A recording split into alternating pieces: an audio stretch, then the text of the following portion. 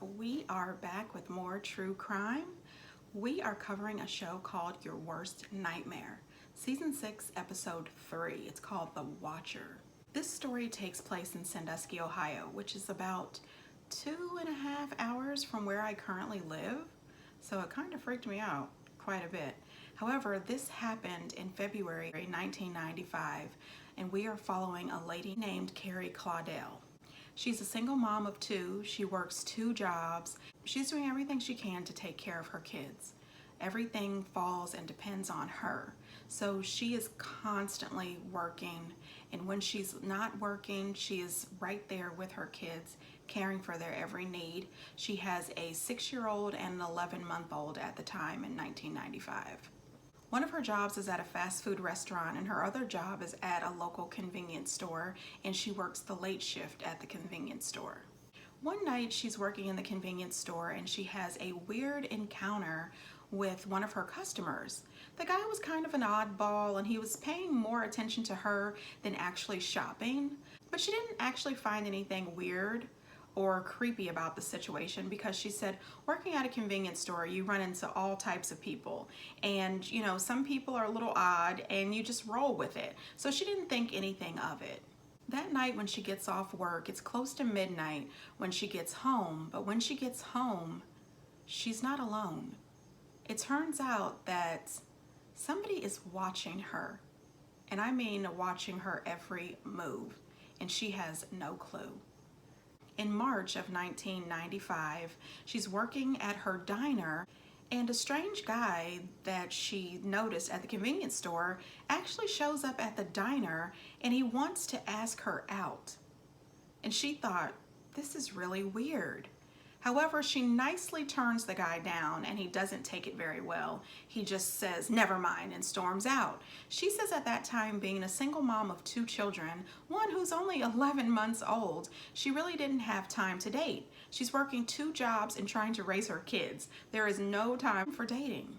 So then one day she's at the laundromat and she's doing her laundry, and a lady comes up to her and says, hey, be careful around here. Somebody is actually coming into the laundromat and stealing women's underwear. She says not only is this person stealing women's underwear, we've had a recent rash of break-ins where somebody is breaking into women's places, apartments and houses, and stealing their undergarments. And she said that she was quite freaked out. She said that she had heard about the recent break-ins, but she didn't really think anything bad was really happening. Honey, listen, somebody breaking into my place to steal my underpants, that's really bad to me. I mean, it really is. What? I feel that if somebody came into my home uninvited and unwelcomed, actually broke into my place, I would feel completely violated and I would want to get the heck out. I am so sorry. I don't even know if I would feel comfortable living there anymore. I tell you what, honey, I'd add deadbolts and cameras because I'm not playing these games. It turns out this guy is following her. She has no idea. She is outside playing with her children, and this man is absolutely watching her every move, watching her children, watching the comings and goings of her and her friends and her neighbors, and she has no clue. Then on April 1st, her and her good friend Jen, who is also dating her brother Brian, go out for a girls' night and have some drinks. It turns out that there was a wedding earlier that day, and she had taken the next 2 days off work. So it was a rare occasion that she was off from both of her jobs. And she thought, this will be a good time for me to actually go hang out, hang out with my girl, have a good time. She says while they were out, she ran into an ex-boyfriend who happened to notice her sitting with Jen, and he came over to chat, a little catch up. And while they were talking, she let him know that she had 2 kids now, and he asked her if he could see photos of her kids. So she pulls out the photos to show him. Unbeknownst to her, his current girlfriend is in the bar as well. And she does not take this well. So she comes over to confront Carrie and Jen and to let Carrie know to stay away from her man. That's my boyfriend, Stay away from him or else. Okay, I won't talk to him anymore. We've had enough now? No, I have not had enough.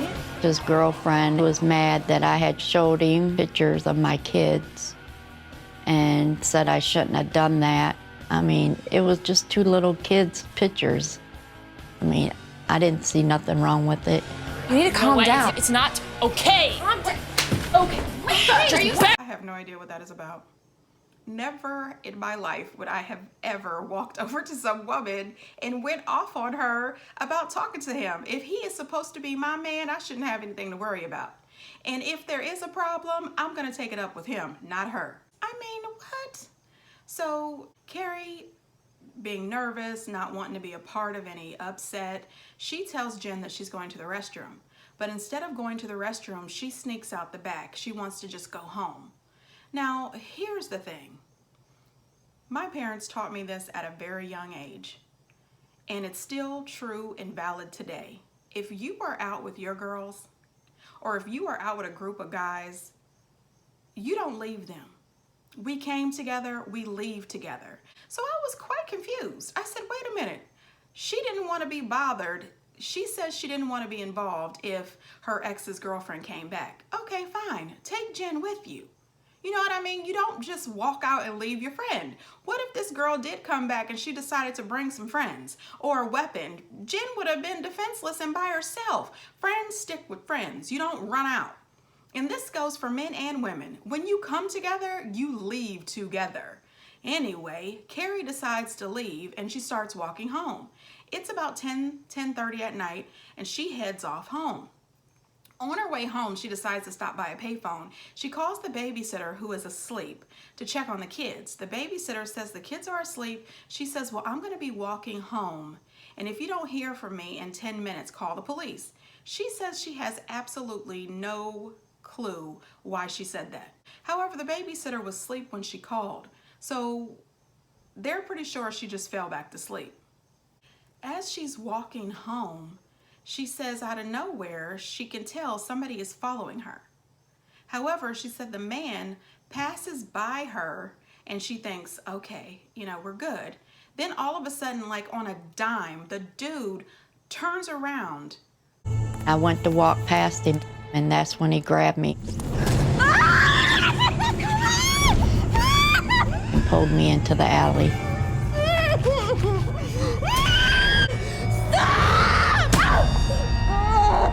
He was ripping off my pantyhose and was trying to bound my hands and feet together with the pantyhose.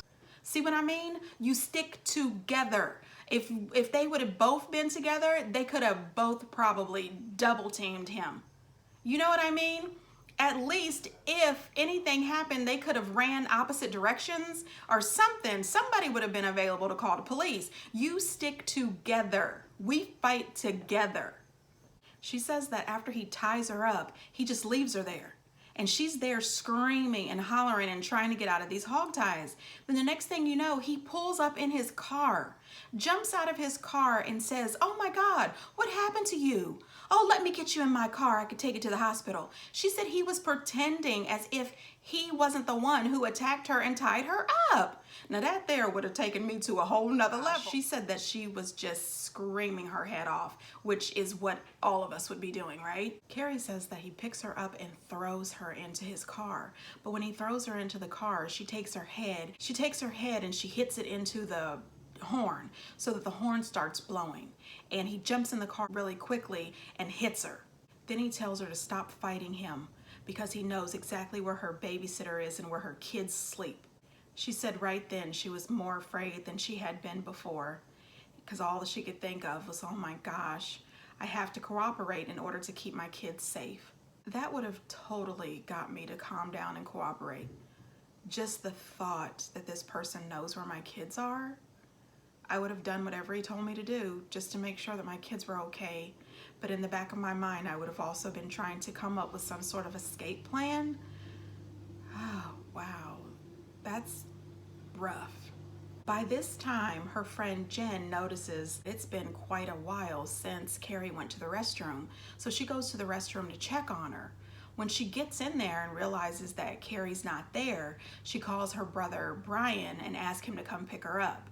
Her and Brian decide to start walking through the neighborhood to see if they can find her. Jen is freaking out. The kidnapper takes Carrie to his house, and she says at that point she's thinking, Lord have mercy, what is he going to do to me? I couldn't imagine. I could not imagine the fear that she has. This violent, disgusting piece of pond scum. And then after he beat me, he raped me. And then he beat me some more. Then he raped me some more. He was beating me so much I was going in and out of consciousness. It felt like an eternity. While she is going through this agonizing torture and pain, Brian and her friend Jen are still out looking for her. They have no idea where she is. Brian says it's like she just disappeared off the face of the earth. However, they are not giving up. Back at the kidnapper's house,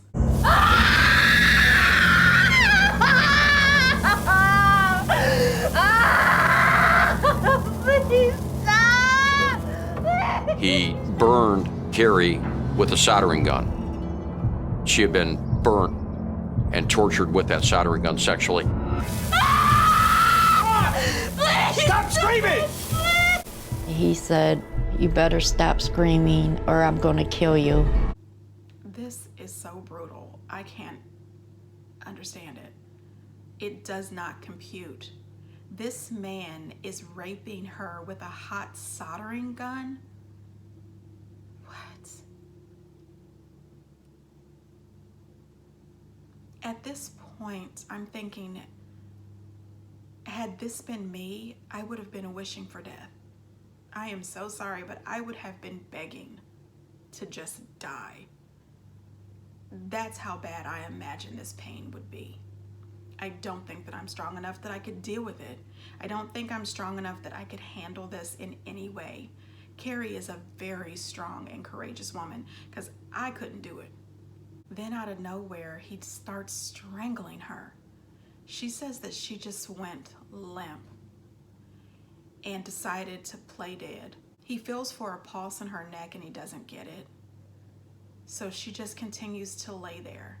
At this point, he believes that he's killed her. By now, it has turned into April the 2nd. Once he thinks that she's dead, he cuts off her bindings, takes off her blindfold, and starts taking Polaroid pictures of her body just laying on the floor of his trailer.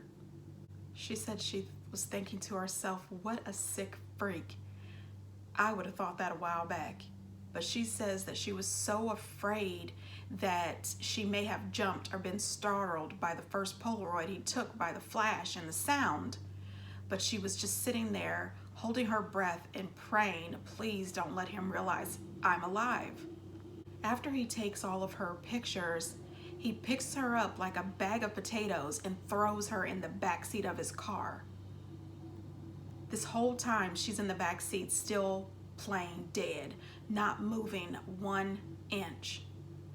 Then he all of a sudden stops the car, throws her out on the ground, and takes off.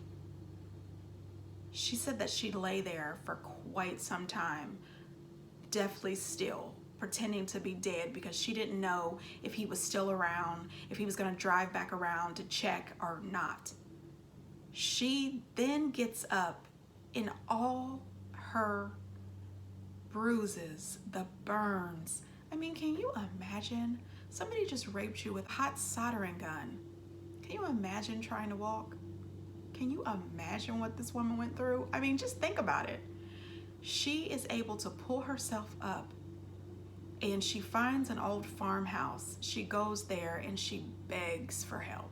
She's beating on these people's door, begging for them to call the police. She tells them to tell the police to go to her house because she doesn't know if this man's next stop is to get her children. She is completely in agonizing pain and fear. When she's taken to the hospital, the police come to fill out the full report. She gives them all the details that she can. She wants them to do everything they can to find this animal. When her family gets to the hospital, all they want to do is hold her, but they can't because the police said that her body is evidence. So until they had finished collecting all of the evidence and taking care of and addressing all of her wounds, they were not able to touch or hug her. thanks to her great details and the help from the people at the bar. See, here's where things differ. After I watched the show, I Googled the story, and the show says that due to the great details she was able to give them regarding the jacket that the kidnapper was wearing, they were able to go back to the bar and the people at the bar recognized him. However, in the articles, and there was maybe 3 or 4 articles that I found, they said that the guy that kidnapped her actually worked at the bar, that he was a bouncer there. So of course, everybody who worked there knew who he was. So they told the police that it was a guy named Larry Taylor. They pull up Larry's police record, and he has an actual history of attacking women. At one point, which they didn't say in the show, but in the article I read, at one point, he ran down the street naked and jumped on a woman and tried to rape her on a street in broad daylight, and he was arrested. I mean, good God, you would think doing something like that, they would never let him out of jail. That says a lot. It says, number 1, that he is a sexual deviant. Number 2, it also says that he should be locked up and he needs some mental help. Purely, he is a sexual predator. So the police go back to the hospital and ask Carrie if she wouldn't mind if they drove her out to the trailer to see if she could identify where he took her. She said that she was afraid, but she went. So the police drive her up there, and she was able to tell them, yes, this is the trailer that he brought me to. Right in the middle of talking to the police, this dude drives up in his car, sees her with the police, and she said she was shook. She said he looked at her, she looked at him, and she was frightened. I'm thinking, oh my gosh, I could only imagine the fear that went through that woman's body, seeing this guy standing right here in front of her. The only thing that I think was fortunate is police officers were flanking her at the time. This dude gets out the car and asks the police if he can help them. The police officer said that he looked at them as if he was an innocent man, had never seen her before, and didn't know why they were there. The police asked him could they search his trailer. He says, oh sure, I have nothing to hide. The police go in there and find all sorts of evidence. They find a drawer full of photocopies blown up of women's license. And these were women whose homes he had broke in and stole their underwear. Then they found other evidence showing how long he had been stalking her. He had been watching her weeks, just watching her every move. The police took him into custody right at that moment. He tells the police that she liked everything he did to her, that she wanted it, and the only thing that was done by accident was the soldering gun. That happened by mistake. Really? And there was one other thing that was different. On April 7th, 1995, he was indicted on 8 charges, including attempted murder, rape, kidnapping, assault, and the jury found him guilty on all charges except for the attempted murder. He was sentenced to 165 years in prison. Now, the show said 165 years. All the news articles I read said 180 years. He is eligible for parole. He has gone up for parole twice, and both times Carrie has been there front and center. She said that she will go talk to the parole board every single time he is up for parole. Until the day she dies, she will fight to keep him in jail. And I say, all right, I absolutely agree with that. This demented animal has no business ever getting out of jail. No matter how old he is, he will still be a danger to the public. Carrie says that she wanted to tell her story, and she always wants to be able to tell her story so that she can help protect other women. She also says that you can make it through something bad. She said you can get over it. It does take time. She said sometimes it takes years to get past it, but you can. She said sometimes you just have to fight through it. And she is just lucky to be alive, lucky to have been present in her children's lives. And that, to me, says a whole lot. I don't know if, and I'm just speaking for myself, I don't know if I would be strong enough to make it through, but she was. And she talks about her kidnap and rape and torture to help other women, and I commend that. I am proud of her for fighting. I am proud of her for playing dead. I am proud of her for not just giving up, because like I said earlier, I would have prayed for death. I don't think I would be strong enough to make it. I'm not saying that I wouldn't have fought hard, because God knows I would fight. But I don't know if I could have made it through, especially that soldering gun situation. Just let me go. You know what I mean? Bless Carrie and her family and her friends. And I hope Larry Taylor breathes his last breath in prison. And until next time, bye.